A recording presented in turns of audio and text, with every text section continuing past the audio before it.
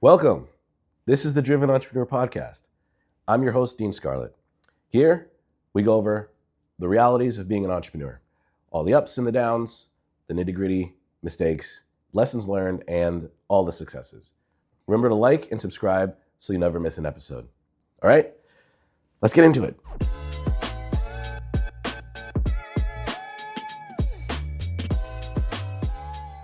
Welcome to another episode of the Driven Entrepreneur Podcast. We have Austin Medlin in the studio today. Austin, thanks for stopping by. Thanks for joining us. Of course. Thanks for having me. Austin is the owner and CEO of CloseSales.com and possibly one of the most lethal closers I've ever met. So, Austin, tell us a little bit about yourself and your background. Yeah, I appreciate that. I would say that I am the most lethal closer in the online high ticket space. When it comes to real estate, you probably run laps around me, and insurance, I know a bunch of guys who are probably better than me there. I've just spent the last 6 years in the online high ticket info space. So think career coaching, fitness coaching, life coaching, health coaching. You teach stocks, you teach real estate, anything where you're teaching your knowledge over the internet, typically selling $3,000, $5,000, or $10,000 programs. I've sold programs up to $100K, but typically $3 to $10K is the sweet spot. I would say I'm the best in the world at selling those kind of offers, and then also teaching coaches, closers, agency owners how to sell their offers as well. Yeah. Okay. Awesome. Sweet. So, give me your background, really, really quick summary of your life story, if you will. How far back are we going? All the way? How far back do you want to go? I was 5 years old. I was going door to door selling boxes of raisins. Okay, I was 12, started a weed business, go to my neighbors, knock on their door, ask to pull the weeds out of their garden. Oh, that kind of weed. I was the guy selling candy in high school, lemonade stands, started a dog walking business, never got one customer. I was always doing something. I was always building businesses or trying to make money somehow, some way. Yeah. And then when I was 18, I was in college freshman year, and I got into network marketing. That changed my life. I built a team of 1,500 people, 10 different countries. I was making $1,000 a week, speaking on stages, going to Tony Robbins seminars, reading books, listening to podcasts, really dove deep into the world of personal development. And then from there, I took over my dad's landscape company. We built that from $300,000 a year to $3 million a year in less than 3 years. And I had a team of 32 guys, 10 trucks, 25 grand a week in payroll. It was a whole thing. And then I left that and got into the world of online high ticket at the end of 2019, going into 2020 before COVID. So you went from, basically you've been business and hustle since 5. Yeah, my whole life. Whole life. That's incredible. That's amazing. So, okay. You mentioned in there you did dog walking for a while. You never had a single client? I never had a client. So not really for a while. I had the idea. I printed out flyers. I rolled them up, and then I tied a little bow around it and attached a dog treat to it to weight it down. Yeah. And I just went and put them on all these doorsteps. And I didn't know if they had a dog or not, but I was I'll just put it down. Okay. And I remember I had a lady call me, and she's like, hey, I actually need services, da-da-da. She's like, could I have a referral? And I'm like, well, dude, I had never had a customer before. So I called my buddy Chase, and I was like, and I used to take care of his dog every now and again just to help him out. And I was like, dude, I have this lady. And I explained the whole situation. She's like, yeah, man, have her call me. And she actually did. She called my friend, and he put in a good word, and then she never called back. And I just not a good enough word, I guess. Not a good enough word, I guess. Yeah, he was good, but not good enough. Yeah, I guess so. That's funny. So, okay, at 5, you were selling raisins door to door? I tried. I just took the little boxes of raisins out of the pantry that are used to in a lunch. Yeah. Pack them in a lunchbox. And I just my mom's like, where is my son? And couldn't find me. And then looked out the front door, and I had walked across the street, and I was at the neighbor, sitting there talking to them. And she's like, what the hell is going on? And she runs over. Is like, I'm so sorry. And I was like, I'm just trying to sell these raisins. That's hilarious. Yeah. So actually, I didn't go door to door selling anything, but somewhat similar. Fairly young in high school, in elementary school, my parents would give me $20 at the start of the year. A $20 bill, keep it in your wallet just in case something went, whatever, you needed money. And of course, a young kid, I'm 6, 7 years old. I'd spend the money, so spend it on extra food, whatever. And by the end of the year, I had to give $20 back to my mom. So I had to go within the last 2-3 weeks of school, I'm hustling like crazy trying to earn this money back just so I can give it to her. She never once questioned the fact that it came to her back in ones and quarters and stuff versus a $20 bill at the beginning of the year. But as long as I got her the money, she was cool. So That's awesome. yeah. Okay, so you transitioned in 2019 into the world of high ticket sales. Yep. What was that transition like? Oof, brutal, but necessary. So what happened was I had took over my dad's landscape company because I was from network marketing mentally unemployable.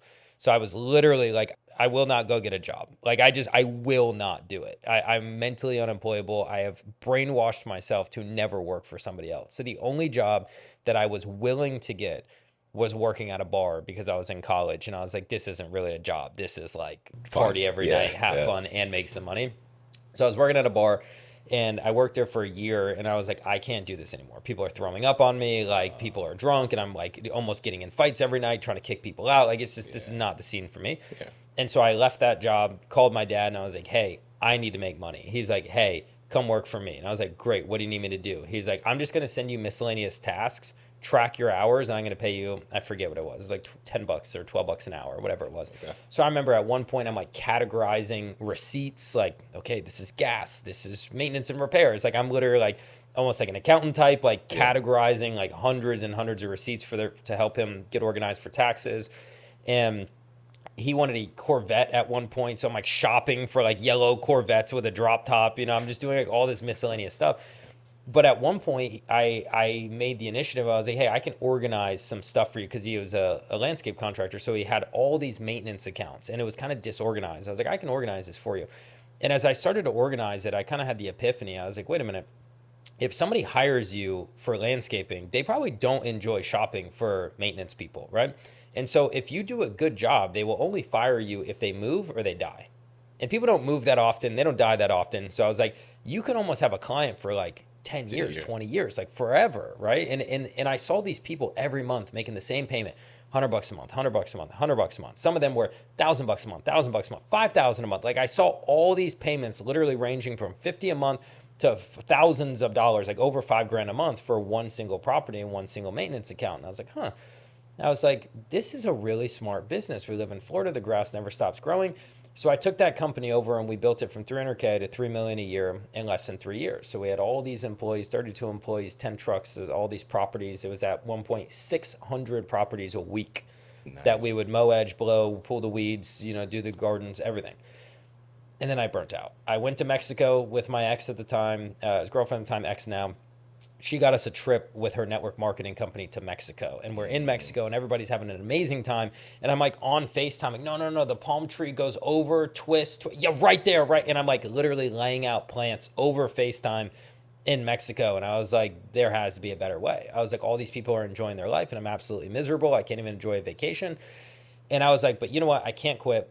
It's my dad's company. I love him to death. Like, I will do anything for him. Like, I don't want to put him in a bad spot because I'm running like 99% of the company at this point.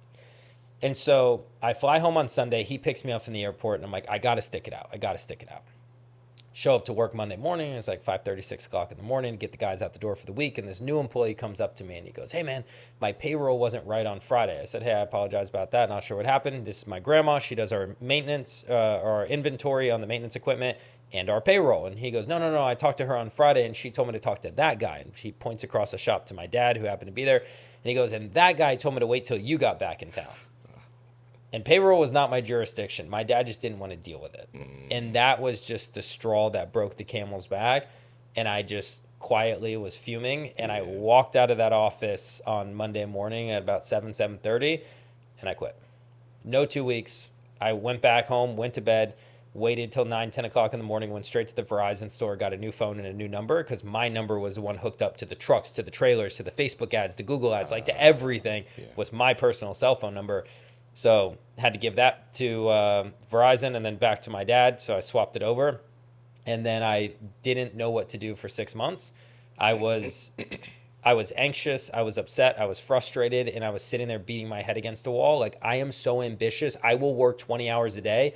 Like, God, please give me something to do. I will do it to pure excellence. Yeah. But I didn't know what to do. So I had all this ambition and like it, and if you're watching this and you have ambition and you don't know where to put it, I understand the frustration. Like, but you have to just do something. Like, read books, go to the gym, like pick up a hobby. Like, when you're in this interim period, you got to do something.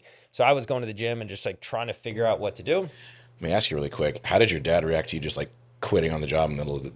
The morning. I think in his heart of hearts, he knew that I was meant for more because the profit margins in landscape are really bad. And Yeah. like he knew that I wanted like private jets and like five-star hotels and like vacations and cool stuff like Yeah. Lamborghinis. Like he knew I wanted that. And he knew that landscape could do it, but he Yeah. knew it would be a grind. Yeah. Like I would probably be late 30s going into 40s. Like it was going to be a real tough grind. So I think he was upset because it put a bunch of work on his plate, but I think at the same time he knew like me being his son, like that was It probably the was right move. okay. Well, good, good. Some parents, I mean, would have had a major problem with their son, especially if you were already running as much as you had and taking it from like 300,000 to 3 million that fast. Like their golden goose just like leaving. Like, is he still running the business now? Yeah, he it was like a twofold business. It was like construction was half and the landscape was half. He was doing construction, I was I doing got you. landscape, but he still does all the construction stuff, and then he has another guy basically replaced me to run the maintenance and the landscape division. Gotcha. So yeah, he still has it. He's had it Okay. for a really long time. Yeah. Okay. Well, good on him. Good on him. All right, continue. So, in this moment, you're 6 months in, desperately trying to figure out what to do. No money in the bank. Yeah. Right. My ex was paying all the bills. And so I had a little like Google Sheets like spreadsheet where I was like racking up debt. She's like, let's go to Chris Brown front row. And I'm like, sure. And I'm like, I have no idea how much tickets are. She buys them. She was making like 30 grand a month as a fitness coach. She buys the tickets and then just cuts it in half and puts it on my sheet. And I'm like, I racked up 50 grand in debt to her. Like she's like, let's get a German Shepherd. That was like 2-3 grand, whatever it was. You know, like it was just all this stuff was just stacking and stacking and stacking, and I was paying for half of it. I needed new tires on my truck, my old Raptor, and like so she paid for that. And that was like 2 grand or whatever it was, and it's like it was just adding up so quickly, and I didn't know what to do. So I was like, dude, I was on Fiverr and Upwork, and I'm trying to get ideas of like what am I good at and how could I help people, etc. And then eventually she was like, why don't you do like she was like, we could start a coaching company. She's like, I have all these followers, you understand business, I understand like online coaching, so I'm already an online fitness coach. So we started a business coaching program. We made $111,000 in 60 days just off for her followers. Nice. As soon as we closed all these deals, she was like, I have anxiety, I don't want to have these people to have this much access to me, you have to do all the coaching. I'm like, well, time out. Like, Yeah. I ain't never coached nobody ever. You know, like, what do you mean? Like, I mean, I did network marketing. I coached people, I guess, but not in this sense where, Yeah. like, a six-figure payout and I was responsible for 10, 11 people. Yeah. And so I did. I literally coached them all 99% by myself. She would, like, pop in here and there to a group call, like, every now and again when she felt like it. I did all this coaching, helped all these people. I had one guy, he went from making, like, 300 grand a year in corporate. I was like, if you quit your job, I swear to you, you'll make 30 grand this next month. Dude, I have no idea. You know what I mean? I got no clue. But in my head, I'm like, if I'm confident, he'll be confident. Yeah. If he's confident, he's He'll the man. do it. He'll make it happen. Yeah. He quits his job. He makes like 28K or something the next month. So he basically There it does is. it. And he moves from New Jersey to Arizona. He built a $100,000 a month coaching company focused on like your mind and your body. It's like the mind body business blueprint or something like that. It was really cool. And then Dean Graziosi and Tony Robbins paid him to shut down his business and go work for them full time. He took everything that I had taught him, created a coaching program, and sold tens of millions of dollars of it from stage for Dean and Tony. Nice. Yeah. There So you like go. that was on the back of like our coaching together, right? Yeah. But then I realized very quickly we should not be working together, especially if I'm just doing all the work. Like it makes no sense. And then I got into being a closer. She's like, "Well, go be a high ticket closer." I'm like, "What is that?" And she's like, "There's these other companies that have programs like ours, but they're way bigger and they need like a sales team and they're just going to book calls in your calendar and you're just going to close them." And I was like, that sounds like a dream. And then I got my mentor connected me to a recruiting company connected me to the first company I worked at for 2.5 years. We built that to 1.7 million a month. Very nice. Yeah. Very nice. So then from there, you built your own business. No, from there, so I built that company. I built that company for 2.5 years, ended up getting fired. Whoa. Yeah. Talk about that.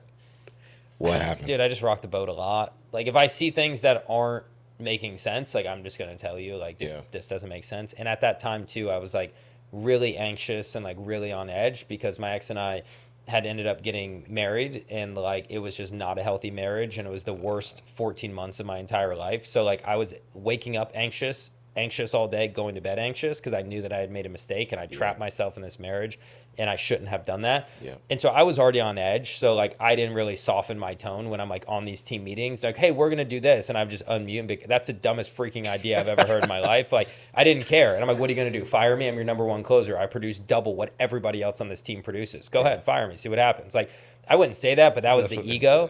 And then I eventually got fired. I was like, oh, maybe I should. maybe I shouldn't have been so egotistical because they will fire me. So yeah, I was rocking the boat a lot, but you know, everything I told them would happen happened. Like that company went from 1.7 million and dang near crash and burned. Like after, you know, over the next year and a half after I left. Yeah. And everything I said, don't do that, they went and did, and then it wasn't good. Backfired So on 'em. that's on them. But I left that company and I had met a guy that I sold a $20,000 program to into that company. And he had asked me, I asked him for a favor and then he asked me for a favor. And it was the best favor I ever did. I had a prospect who would not buy without a referral.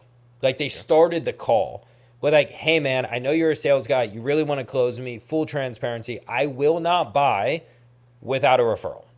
Okay. So like that was just his stipulation. So it's like no matter how good of a closer you are, you can try and go around that, or you just give the guy what he wants, which isn't a big deal. Yeah. So I hit up this guy John, who I had closed in the program, and then I met him at a live event. I'm like, yo, could you do me a really solid favor? Like I just need to get on like a 3-minute conversation with this guy and just like tell him the program's great because you love it, because you do, because it's awesome, and then just like that's all I need. And he's like, yeah, I can do that for you. So he does it. The guy comes back. He's like, oh yeah, dude, this sounds great. Here's my money. He pays 10 grand paid in full, and I make my $1,100 and I'm on to the next. Like a week later, John comes back to collect. And John's like, hey, man, I probably still have the Facebook Messenger messages. And he's like, hey, man, you know how I did that thing for you? I'm like, oh, yeah, what does this guy want? He's like, I've never had a more enjoyable sales conversation, like getting sold, than I did with you. Oh, wow. Like I didn't feel like a sales conversation. Like I genuinely loved it. He's like, you did this thing where you like dropped the price and I was thinking about it and you kind of leaned back in your chair and you like gave me space even though we were on Zoom. Like he was like, I don't know what you did. It was like sorcery. He's like, can you teach me?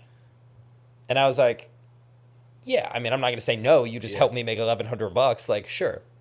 So I get on a call with this guy, no holds bar. I'm just coaching him. I don't even have the RFPDP method. I'm just explaining my psychology of like why I do what I do. And at the end of the call, he goes, dude, this is amazing. How much? And I was like, how much for what? He's like, to hire you. And I was like, look, man, like, I don't want to get in trouble with the company. Like, I love this company. You know, they've done a lot for me. I've made hundreds and hundreds of thousands of dollars. I don't want them to feel like I'm like taking clients. He goes, dude, I won't tell anybody. Now he's like selling me. He's using my, you know, he's like, listen, he's like objection handling me now. The mentee is like, you know, trying to close the mentor. But he's like, dude, I won't tell anyone. He's like, I have to learn from you. You're the missing piece to my business. You guys help me with the ads and all the leads. Now I need to get good at sales. And I was like, $5,000 for 10 calls. So it's basically like $500 a call. Yeah. That was like the biggest number I could think of at the time. I'm like, you know, because I'd sold at that point $100,000 program, but like I didn't get all that. Like I got a commission, right? And so I was like $5,000, and he's like, done. He goes, you ready for the card number? And I was like, I don't even have a PayPal account. I got on Stripe, I don't have PayPal, I have nothing. I was like, dude, look, full transparency. I didn't expect this to turn into a sales conversation. I don't have something to, like, I will create a PayPal account. I'll send you an invoice. He's like, all right, cool. Because he knew I wasn't like a coach. He knew he was very much just like getting consulting from someone who didn't own a consulting company. But I was a good closer. So anyway, I coach him, and I was still working at the company while I was coaching him. And then as soon as I had gotten fired, I called him, and we were just finishing up our engagement. I said, John, good news, I just got fired. Bad news, there is no bad news. I want to come work for you full time. And he's like, what do you mean? I was like, I will be a growth consultant. I will dedicate my life to your company, and we will scale this company to $1 million months. He's like, oh my gosh, I'm down. You're hired. Yeah. So we work out the comp structure, and I basically come in as like a growth consultant and a business partner. And my job was just to scale the company. And so he was at $25K a month when I came in, and then I scaled him to $250K a month over the next 10 months. Nice. And then I got fired. Oh goodness. That guy was kind of a lunatic. Like John, if you're watching, like you're kind of a lunatic, to be honest. The guy's just nuts. Like just not a great business owner. Like not that smart in business. And so same thing. I was rocking the boat, and he's like, "You're talking down to me." That I'm like, "I'm not talking down to you. I'm talking to you like this because you keep calling me your business partner, which means we are equals, which means we should have level-headed conversations." Yeah. He's like, no, I'm the CEO. I'm like, yeah, that's not what you said 4 minutes ago. You said we're business partners. Like, it's a very different conversation. So it's just a mismatch of dynamic. And there was this accountant that I basically sucked at her job, so I got her not fired, but like definitely demoted from her responsibilities. So Yeah. then she was kind of in his ear, Bad like, "Oh, mouth into he's you. trying to like hostile take over your company." And I'm like, if I'm gonna hostile take over anything, it's not gonna be a $200,000 a month company. It'll Yeah. be like 20 Much million a bigger. month. Yeah. Like come on. So she was kind of yapping in his ear. If she's watching, she sucks too, to be honest. Like, these people just aren't that good at their job. So anyway, I got fired from him. But he had introduced me to a friend of his. Her name was Rachel. She doesn't suck. She's great. He introduced me to her, and I was already running John's stuff, but kind of consulting her on the side. Yeah.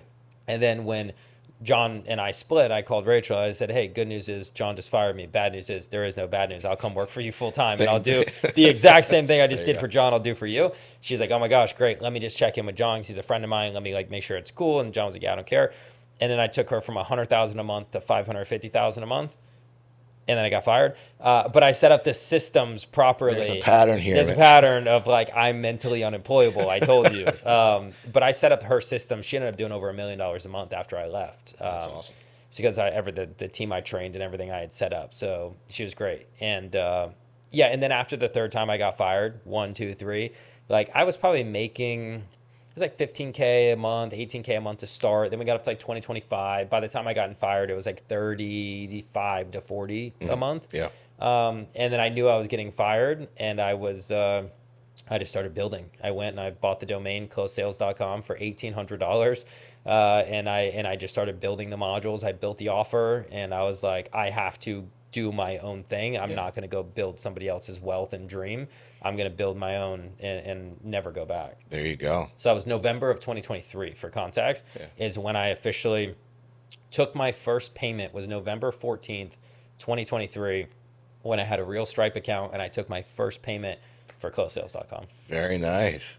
Yeah. That's awesome. Okay, so that's a wild story. I think for any like successful entrepreneur, there's a moment where they realize that they're not employable anymore.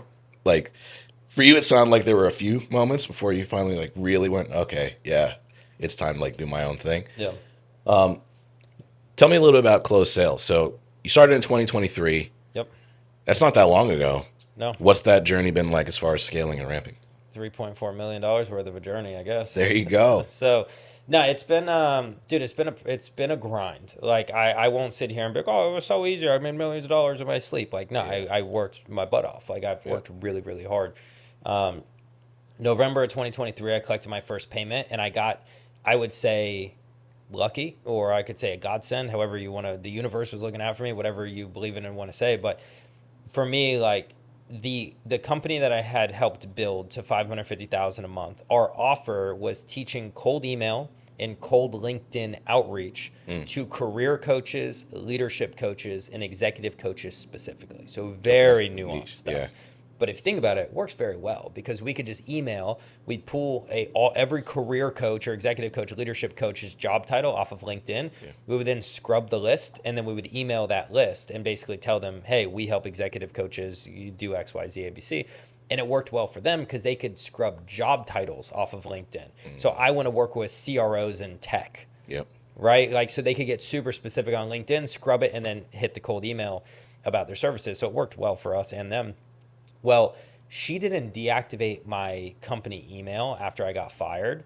And I was already doing sales coaching inside of her program. We created a cross-sell, a $6,000 program, because they were getting all of these leads from her email system, but all of them sucked at sales. Yeah. And so we created a $6,000 cross-sell. I got $3,000. She got $3,000 for anyone that I would close. And essentially, every single time somebody would buy the program, we would give them one free one-on-one call with me to teach them sales, which is really just disguised as like 45 minutes of coaching. Hey, you suck. You need the $6,000 thing. And then we would split it, right? Yep.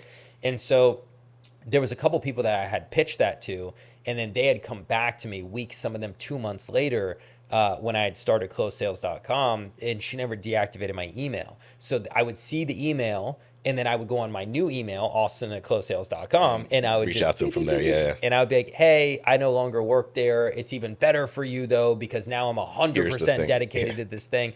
And then I'd get them on a call, and then I would close them. And I think the cheapest I ever went was like $7K. Yeah. But now I got to keep the $7K. There you go. So in the very beginning, my first like 3 or 4 or 5 clients all came from that. And Nice. then I had already had clients who had paid the 6K. And I was like, hey, I'm launching my own thing. If you're enjoying the group calls, I will give you the group calls and I'll give you all the modules that I'm building out for my own offer, because I didn't even have modules back then, for $397 a month. So then I had like 5 or 10 people come over and start paying the $397 a month for like the group and the community and the modules.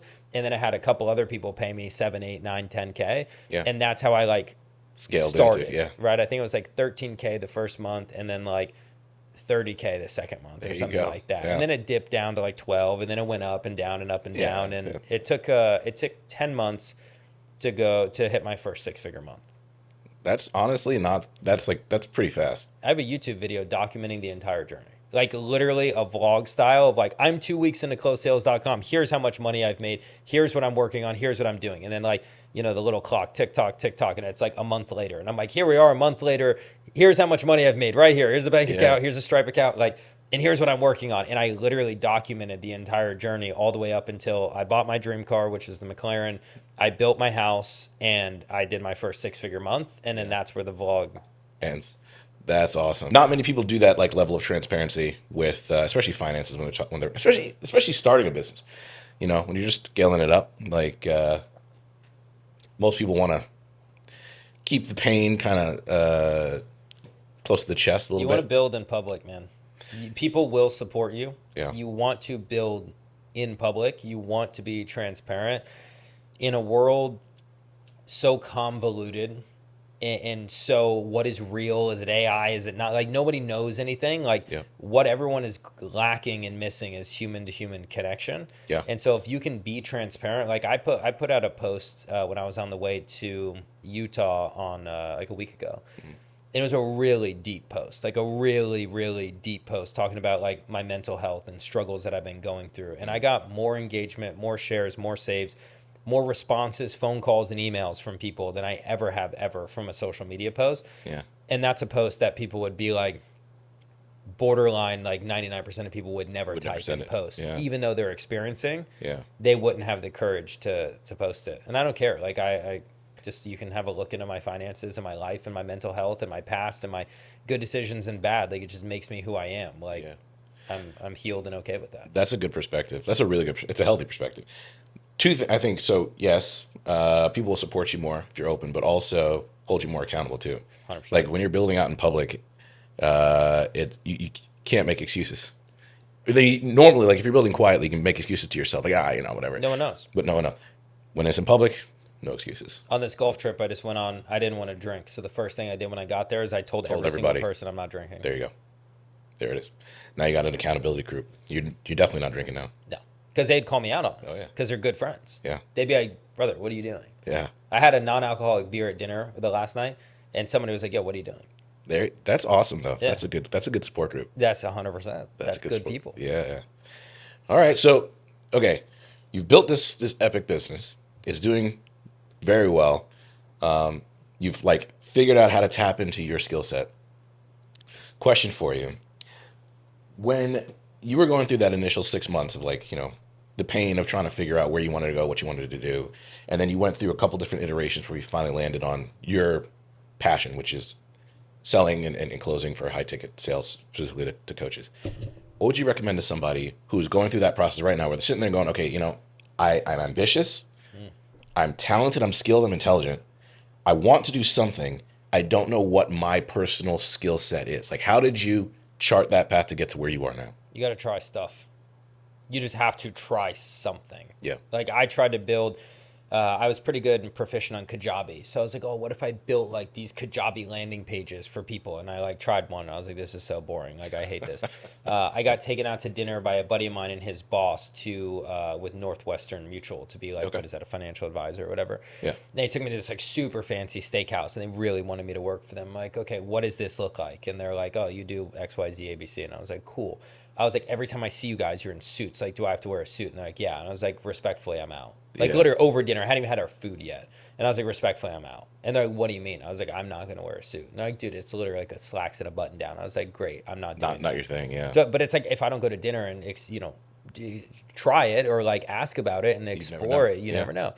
And so I just like tried stuff. Like I just was like, should I work for someone else? Should I work for myself? Should I do this? Should I do that? And I just like, I remember sitting at the gym one day and I broke down crying before I walked in because I was so ambitious and I had no idea where to put it. Yeah. And I was just like anxious and frustrated and pissed off. And I literally broke down crying. Well, when I look back on that, it's crazy because what that was doing was showing God in the universe that I didn't trust the path that was already charted for me. Because less than 3 months after that breakdown, I discovered the world of high ticket sales. I got my first high ticket sales job. And after 3 months, was Yeah. rich, Yeah. like rich in time, rich in freedom, decently rich in finances. Because I started making like 20 grand a month. I went from Yeah. 50 grand in debt to To making there. 20,000 a month in net Basically profit that. like that. Yeah. So I was like, if I knew in that parking lot, dude, you're 2.5, 3 months away from like your entire life radically changing, I wouldn't have cared. Yeah. So I think when you're in it, you have to trust that there is better days and better times ahead, and you need to pray, you need to meditate, you need to do whatever you believe in to like understand that good things are ahead. And the more you break down, the more you're showing the universe, God, that you don't trust that there are good things ahead, Mm. and you feel like where you're at right now is never going to end, which just isn't true. Yeah. So you got to take action. You can't just sit and like manifest, like law of attract. Like it's Yeah. not going to No. work Yeah. that way. And you need good thoughts, but you also need to take some aligned action. Yeah. And you're going to try stuff and it's probably not going to work out. And that's okay. You just cross it off the list and you keep it moving. And if you do that for long enough, like you will You'll figure find it it. out. And when you do, it will be better than you could have ever imagined. Yeah. So a couple key takeaways on that. One, trust the path you're on because you don't know what's around the bend. And I mean, it could be way closer and you're thinking like 3 months out. Your life could be completely different than it is today. Yep. Like totally different. That's first. Second, take aligned action. That's I love that phrase. That's really really good. A lot of people will go mindset, mindset, mindset, and mindset does matter. Sure. Like if you don't have the right mindset, you're not going to take the actions aligned to it. So yeah, okay, get the mindset right. But if you're not, the actions are really where the everything's made. So Sure. take the aligned action. That's great. And then third, which you didn't even mention, but I think is powerful. Look back on that stuff because you've been doing it. Like even just in this conversation, look back on it, recognize what happened, internalize that, and then use that as fuel for the future. Because now it's like, okay, I was in a low point there. Things were tough. It worked out just fine. Next time you're in a low point, same deal. Like that becomes almost like a buffer to future frustrations because you've been through this, you've seen it, you've survived it before. You can do it again. Correct. I love that. Yeah. I love that. All right, so in your journey, you already described a couple of mistakes that you've made. hmm What would you recommend to somebody else as like who's just starting out? They're building their business, whatever that business is. They're going on their entrepreneurial journey, and you're sitting there going, "Okay, at this point in your life, you've learned these lessons. What would you like to tell somebody much younger than you figuring it out now?" The only way to fail is to quit. Yeah, there you go. If you don't quit, you cannot fail.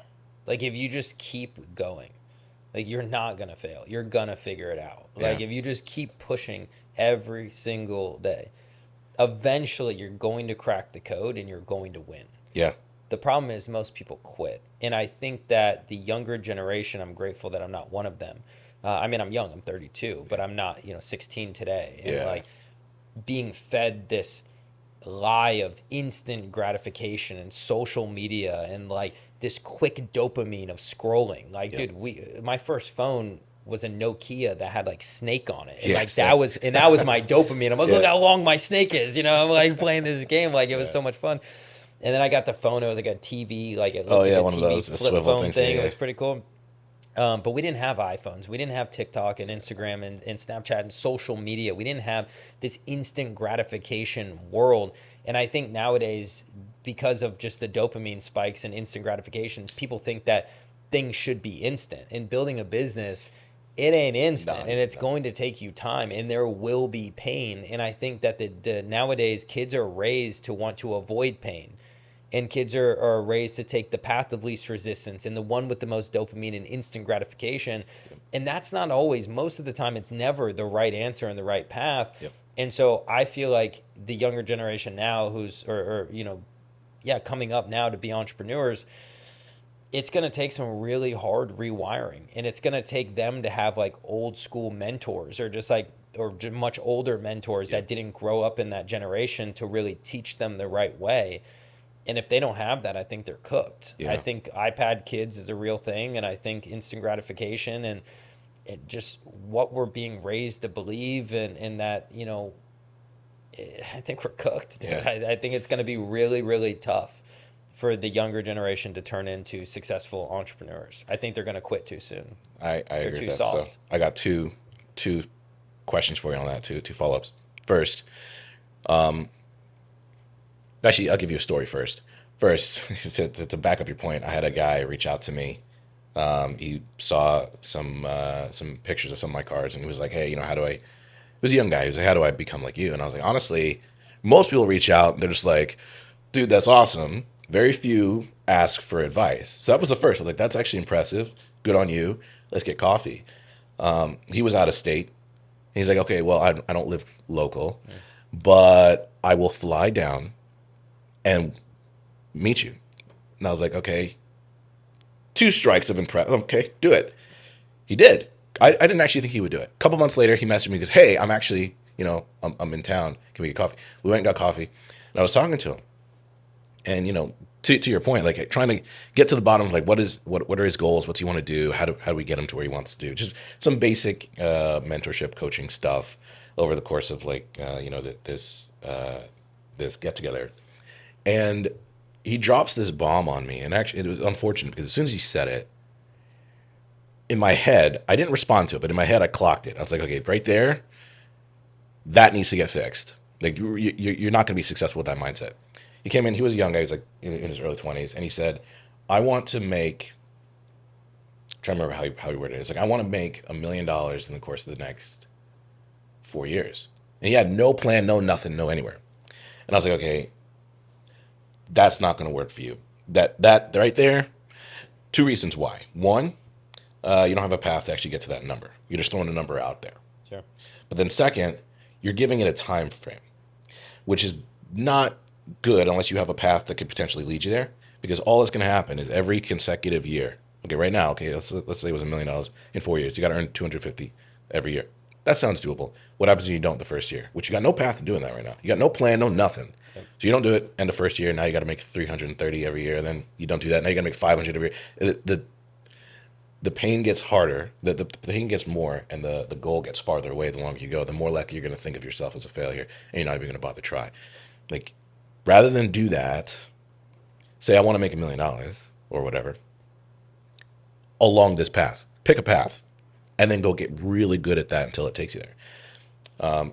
So we ended up working together. I had a few conversations. He ultimately did end up, unfortunately, just flaking out because, to your point, it's hard to just go through that difficulty. It doesn't just happen like that. You gotta grind through But it. social media makes you think like that it is possible. Yeah. And it's like these young kids, like sure, there are young kids, like the dude that just sold Cal AI for like 50 million or Yeah, whatever yeah, it is. yeah. Kids in like high school, you better go to college. And it's like, but that's an That's what outlier. yep. That's like a one-off thing. And Yeah. when we were growing up, we didn't have social media. So although there were those outliers, It wasn't so we obvious or it's pushing a the double-edged face. sword, right? Like we didn't have the inspiration because we didn't have access to those stories, but at the same time, we didn't have the feeling of we're a failure because we're 16 and we're not a millionaire yet, Yep. right? And I think like a lot of people don't think that I'm 32, like when I'm just because a lot of my friends are 25, 26, 27, whatever, and it's like they hear that I'm 32 and they're like, "Oh yeah, well of course you're successful at like 32." But like it doesn't really It's work not, of like course, that. no, Like yeah, no. they just think it's getting younger and younger and younger now. Like I see TikToks. It's like, "Bro, what do you mean you're 18 and not rich?" Like, "Come on, bro. Like get to work." It's like, "Dude, when I was 18, like I was going to college just wasn't that fun. Like I wasn't really thinking about business and stuff." Yeah. I got into network marketing and it kind of Did happened, well, but yeah. I just think the younger generation is absolutely cooked. I don't think that they have the mental fortitude and the wherewithal to push through adversity and actually do the things that are required day in and day out. They're not able to get kicked in the face and bent down to their knees and then kicked over and over again and then say, "You know what? Get up I anyway. enjoy this. I'm going to get back up and I'm going to keep going." Yep. I think there are some, but I think the overwhelming majority of how our generations nowadays are being raised are just absolutely cooked. I don't, Yeah. but I mean, So second point and question actually for you. You mentioned like people quit too soon, which is true. But there is a point at which you do need to make a pivot. sure. How do you know the difference? Data, less emotions, more data. I love that. Yeah. That's good, Like actually. I'm making a pivot right now in my business, and it's just purely off data. Yeah. It's not because I want to make a pivot, and I'm not quitting anything. I'm just like, okay, the one-to-one consulting model is getting harder and harder and harder to enroll people into. Hmm. So the data-based cash in my pocket is declining, Yeah. right? And if any business has like down months, 4 or 5 months in a row, like any It tells you. company, Yeah. in any industry, unless you're like a landscaper and you live in the snow, and it's like you have a cyclical Yeah. downturn, but your revenue You should know be up about because that. now you go plow snow. You know what Yeah. I mean? There Like you your go. revenue should Yeah. stay the same. But yeah, I just looked at the data and I'm like, all right, it's getting harder and harder. Why? AI. People think that they just can use technology to like review their sales calls and create their sales scripts. And although that is true to some degree, AI is only as good as the person teaching it. Hmm. And so these people are getting like 2% of what they would get with me and my brain. So Hmm. I'm like, okay, if you can't beat them, join them. So what if I take my brain and then turn it into my own custom AI, not There using you go. Claude and Chat, like my actual own AI that I'm custom building from scratch with a developer, and then I just sell that because that gives them what they want. It gives them an extremely low barrier to entry, which opens my total addressable market in a big way. It gives them AI, so they don't have to sit in another coaching program with another set of group calls and another set of things to go through. Like it just gives them the sales enablement that they're looking for, but it actually does it at an extraordinarily high level because I built it from scratch and I'm Yeah. the best in the world at this stuff. And so I'm just making this natural pivot, Yeah. and we should have the beta rolled out in like a week, and then Nice. going into June we'll have like the full-blown thing done, bug tested, like ready to rock and roll, and it's just a simple pivot of like from one-to-one consulting to a wider total addressable market for less money into software tech and AI. Yeah. I love that. One of the tests that I use for when to know or when to tell somebody that they should make a pivot is versus when to recognize that it's a pivot versus quitting Mm. is which one's harder. Like if what you're doing right now is tough and you're getting to get something else or you're considering something else and it's easier, you're probably just quitting. Like Mm. most likely you're quitting. Yeah. If it said the thing you're looking at goes, I mean, I'm doing this, I think I need to go over there, and that looks hard. Dude, it would be so easy for me to just keep doing the one-to-one consulting. Like it's so easy. Like Yeah. I could do it in my sleep. So the pivot to AI is actually harder. So I Exactly. like that. Yeah. Exactly. Like if what you're doing gets you out of your comfort zone, yeah, to the science point, if it gets you out of your comfort zone and it's harder to do, that's probably the right play. Most of the time, not literally always, but most of the time, I've that's never built software before, and I'm yeah. still not. I'm a developer, but like I've never marketed Yeah, this is new for a you. low MRR monthly thing. I've never pushed software technology. AI is new. Like Yeah. this is all uncharted territory, but the pros massively outweigh the cons. Yeah.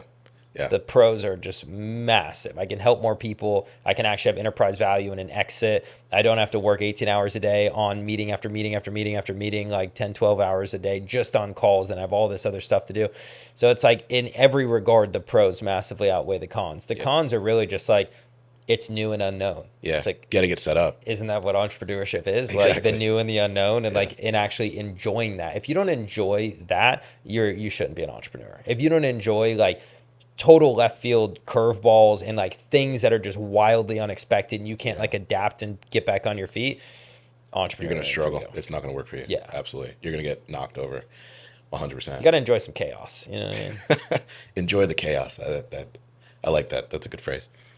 All right. So teaching people, who are coming up how not to quit, how to have mental fortitude and enjoy the chaos. Yeah. Any other closures you like to leave them with?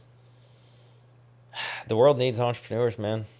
Amen to that. It really does. It needs more leaders and it needs less followers. Yeah. And yeah, it's like, here's what I would say. And here's where I would say I got lucky. Your environment is really, really important. Mm-hmm. And I don't think people realize that until, not that it's too late, 'cause it's never too late to change, but I don't think that people understand that. And so when you're 0 years old to 18 years old, you can't really Control pick your that much. environment, right? Like I tried when I was like 9 to run away from home, and I came back and I knocked on the door and said, "Mom, could I eat dinner here?" She said, "I'm no longer your mom. You call me Mrs. Medlin."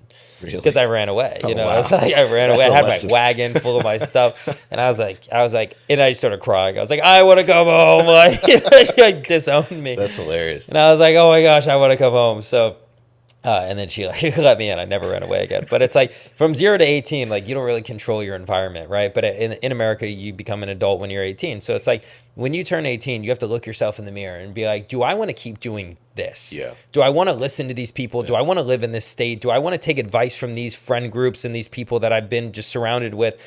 If the answer is no, then you got to leave. You got to leave your hometown. You got to leave your home. You got to leave your friend group. You got to disassociate from your family. Like I have said it, like blood does not make you family. I don't care if you're my blood. If you're negative, if you're toxic, if you're degrading, if you don't support me, I will never speak to you again. Yeah. And I will not lose sleep over it because I have one life to live and I really just don't care that much. There was a year and a half I did not speak to my mom. Yeah. Year and a half. Now, granted, she was right and I was wrong looking back on it. It's like she didn't get along with my ex, and it's like I couldn't Should've see the listened, forest through yeah. the trees. And then looking back, I'm like, wow, she was Mom was really right. right and I was really wrong. But I didn't talk to her for a year and a half Yeah. because we just didn't see eye to eye on it. She didn't support me. And I was like, okay, kick rocks. Have a good life. I don't care. Yeah. And when you're young and you're coming up, you don't have a choice 0 to 18, but when you become an adult, you do have a choice. And if you sit there and make excuses, oh, well, I can't move out of home because of X, or I can't do this because of Y, or well, it is my family, so I need to listen to, you get to keep the beliefs that you're willing to fight for. And if you want to fight for those beliefs that are going to drag your life down and make you miserable, that's on you. Yeah. But at 18 years old, you legally become an adult. You have to make the decision of what do I want the rest of my life to look like? And if it's not being supported in the current environment that has been facilitated and fostered for you up until this point, you need to exit the Change that environment environment. by any means necessary. Yeah. You must exit the environment by any means necessary. And guess what? Some people turn 20 and then 30 and then 60 and they never exit the environment. And they don't realize that their environment is dragging them down and making them miserable. You're the sum of the people you spend the most time with. It doesn't matter if they're older, younger, white, black, tall, short, men, women. It doesn't matter. If you're around the people, they create you into who you are. And so if you don't like who you are, it's probably because you don't like the people that you're around, and you should probably make some changes. And you got to have the courage to bet on yourself. You got to have the courage to walk out of the house with $100 in your pocket with no game plan and move to that state you've always wanted to move, or that country. You got to do the things that you want to do, because at the end of the day, you can't take people's opinions and deposit them into the bank. The $140,000 Raptor out there, it wasn't bought with the opinions of people. Yeah. My $1.8 million in mortgages between two houses wasn't bought with the opinions of people. My $170,000 McLaren wasn't bought with the opinions of people. You can't deposit the opinions of people for any form of currency or value. So why do we put so much weight and emphasis on them? And here's the easiest rule of thumb. Take advice from the people getting the results. Meaning, if you take financial advice, you must be willing to trade bank accounts with that person. If you take relationship advice, you must be willing to trade relationships with those people. Yeah. And that's why I never paid attention to my teachers. Most of them were divorced. Most of them hated their life. And every single one of them was broke. Yeah. I had a teacher one time, it was public information, the public school, and you could just look it up. And I looked up how much money she made. And it was like $60,000 a year. And she's teaching me about business. And I was in the back of the class building a multi-million-dollar landscape company, right? Yeah. So I'm like building this company in the back of the class. I'm the only one on a laptop. Everyone's taking notes, learning, whatever. And this lady gets upset. She says, Austin, put your laptop away. And I used to just call her Miss. So just drive all my teachers crazy. It's always just Miss, not Miss whatever her name was. I don't remember. And I was like, I said, hey, Miss, I have a question. I said, could you go to your computer and tell me, what did I get on your last test? I'm like, what did I get on your last test? And she knew. She was like, it was like a 96 or something. She's like, you got a 96. Why? And she's like getting pissed off. And the whole class like, ooh, what's going on, right? And I was like, I got a 96 and I don't pay attention in this class. Okay, so what does that tell you? I don't need to pay attention in your class. And she got all upset. And we had already gotten into it before, so I was already prepared with her salary. And I said, Miss, at the end of the day, I'm sitting back here as an entrepreneur building a multi-million-dollar business, and you're sitting up there making $60,000 a year pretending like you know about money. So I'm going to sit here, and you're going to stand up there, but whatever you do, just leave me alone and let me build my business. Yeah. In front of the class. Ooh. Well, I get a call from the dean of the college like, it was later that day, Yeah. and I have to go in, and I have to sit, and he goes, if you ever speak to her like that again, I will fail you out of this school, da-da-da. I looked at him and said, you'd be doing me a favor, brother. Yeah. I said, do you think I need your degree? I'm already mentally unemployable at this point. I'm there as a courtesy to my mother. My mom said, please just get the degree. Yeah. So I did. I ended up getting the degree. I shipped it to her house. I didn't even walk. Diploma, degree, whatever the heck it's called. I didn't even walk at graduation. I shipped it to her house. There you go. Yeah. That's funny. That's funny. So On that, like, change your environment. Mm. At what point, when in your life did you learn that lesson? 18, I had my fraternity brothers and I had my network marketing people. And I realized that every time I was with these people, I had so much fun. Yeah. We're drinking, we're partying, we're having a blast. I'm getting into trouble and having Yeah. adventures. And every time I'm with these people, I'm reading books and I'm speaking on stages and I'm making money and I'm going to seminars and I'm learning stuff. And I'm like, huh, the duality of this is very unique. Yeah. And if I'm just over here with these people, I don't get into trouble. And if I'm over here with these people, I have a lot of fun. There's a lot of adrenaline, but like making some cool memories, but I get in a lot of trouble. Yeah. So I realized the duality of the environments were really important. But then I could also ebb and flow and dance between the two. I think if you go too hard in one direction, then you burn out and you're miserable. You need duality and you need balance, right?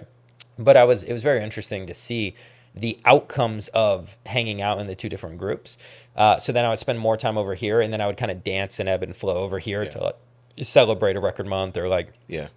something like Release that. some steam or something. Yeah. Yeah, just have some fun and get in a little bit of trouble. Yeah. So I had I asked because I had a similar epiphany one day, but it took me a little bit longer. Years, I mean, I was already an adult, and I was sitting there looking around at my life, going, "Huh." I mean, we've bonded over cars before. I love cars. I'm like, huh. At the time, I think I had a Mustang, or maybe I had my Corvette at that point. I don't remember. And I'm realizing that a lot of the people who I'm interacting with at that time did not approve or appreciate where my head was at when it came to vehicles, because I love cars. And I was like, but there are a lot of people who do. Like I want Lamborghinis and all that stuff too. And I was like, okay. And I had a conversation with my wife. I sat her down. I was like, I need to reframe the circles I'm playing in on a regular basis. Like I need that. I need to make it happen. I'll never forget. We were this was many years ago. We were sitting at dinner, and I'm like, I need to do this. And she's questioning me on like why and what I mean by that. And I'm telling her, look, I mean, I'd love to have a Lamborghini one day. In the current world we're in, there's no world I'm ever gonna be able to park that in my driveway without like making my neighbors mad. I mean, this could be a huge problem. That's never gonna happen. It's like, so we need to. That's something I want to do. We need to change. Yeah. And I made an intentional effort to do that. And actually, that's ended up how we met through a car club that I ended up joining as a intentional decision to start associating myself with people who actually have a passion on some of the things I have a passion on. So that is a huge lesson, and I think a lot of people, to your point, don't recognize it fast enough. Luckily, I recognized it eventually, but a lot of people don't recognize it nearly as young as you did. And dude, they don't even have to be passionate. They just have to be supportive. Yeah. Like, dude, my mom and dad don't care about cars. Like, they don't care at all. Yeah. Like, they Nothing for don't them. care. They could be worth $100 million and they're not buying sports cars. Like, they just don't care, right?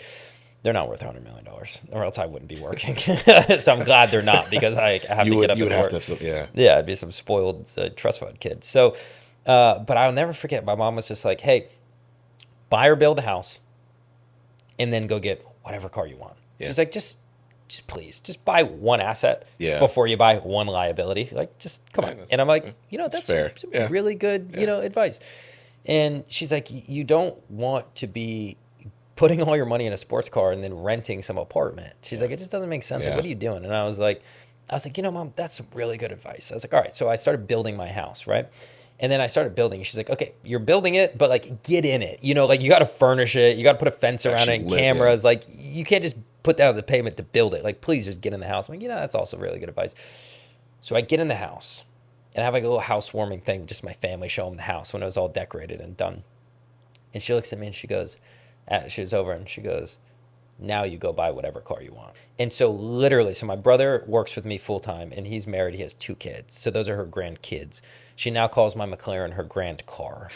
And she literally told me, she's like, I know you don't really want kids. She's like, I don't care. She's like, Blake gave me grandkids. you gave me a grand car. Life is good. I'm happy. And so like she supports me so much. She doesn't care about sports cars, but she supports the fact that I love the McLaren, you know, and she always texts me. She's like, oh, I just saw this McLaren. I thought of you. Like she's so supportive of it.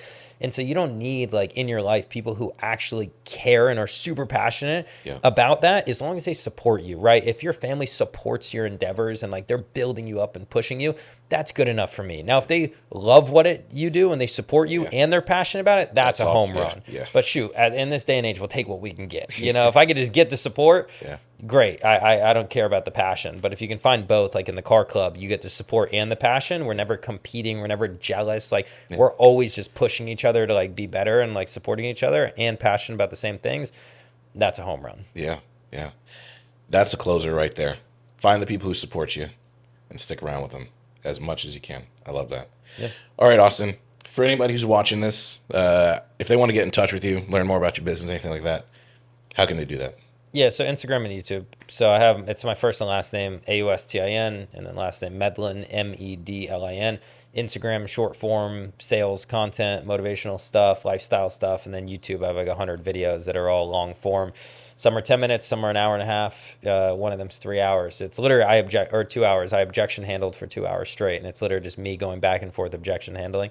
So YouTube has the long form content. Very nice, very nice. So if they want to book your business for anything, they can just message you on Instagram. Yeah, Instagram or YouTube. My website's linked on both of those. So awesome. Hey everyone, thanks for tuning in to this week's episode of the Driven Entrepreneur Podcast. Make sure to like and subscribe, and if you enjoy content like this, sign up for our email list where you get weekly blog posts and reminders of our upcoming podcast episodes.